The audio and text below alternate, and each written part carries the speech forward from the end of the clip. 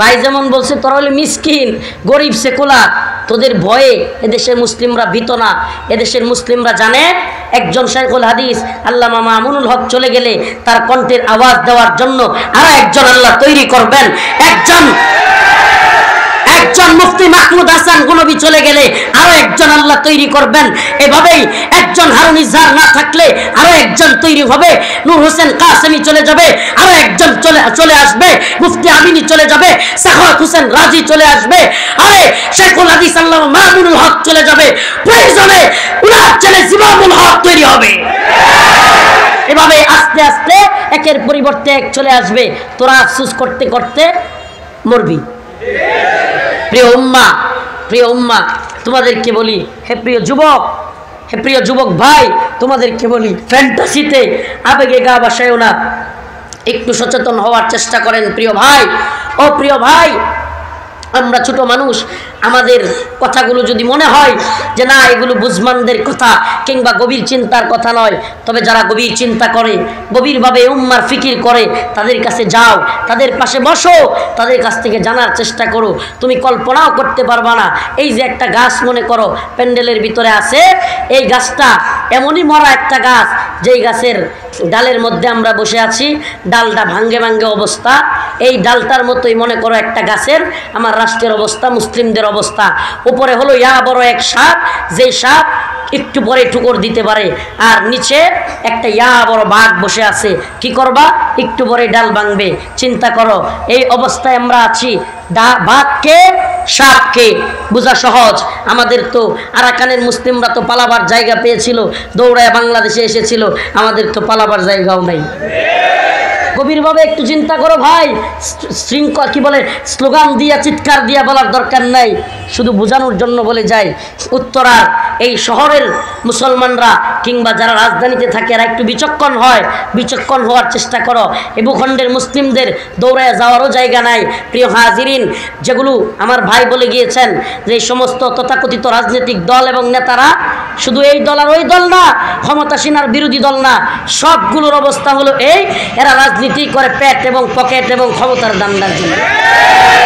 এই জন্য এদের কোনো সমস্যা নাই।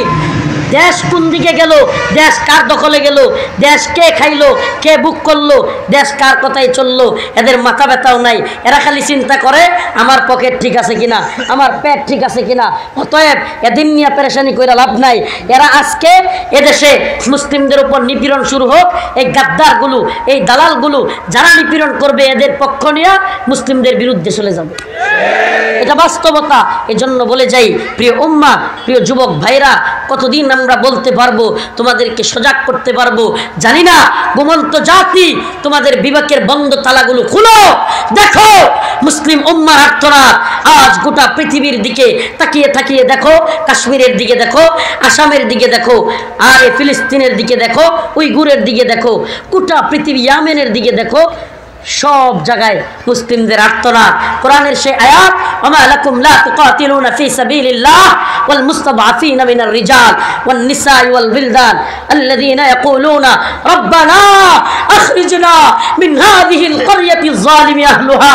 যেন গোটা পৃথিবীর মাজলুম নারী পুরুষরা ডেকে আমাদেরকে বলছে, রব্বানা আখরিজনা, আল্লাহ আপনি আমাদেরকে বের করেন, মিন হাযিহিল ক্বরয়াতিজ যালিমি আহলুহা, মিন হাযিহিল ক্বরয়াতিজ যালিমি আহলুহা, এই জালেম ভূখণ্ড থেকে, জালেমদের আবাসস্থল থেকে আমাদেরকে বের করেন, ওয়াজআল লানা মিন লাদুনকা ওয়ালিয়া, আমাদের জন্য অভিভাবক পাঠান, ওয়াজআল লানা মিন লাদুনকা নাসীরা, আমাদের জন্য সাহায্যকারী পাঠান।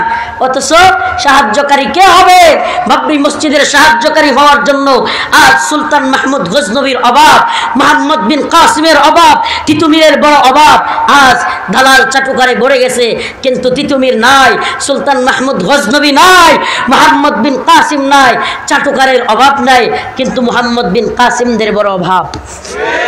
প্রিয় উম্মাহ, মোহাম্মদ বিন কাসিমদের চেতনার কথা বলে, সালাউদ্দিন আইয়ুবীর চেতনার কথা বলে, আবার সিলমারোর দিকে নিয়ে গিয়া এই জিহাদ, এই দাওয়াত দিয়া দিন বিজয়ের স্বপ্ন দেখো না।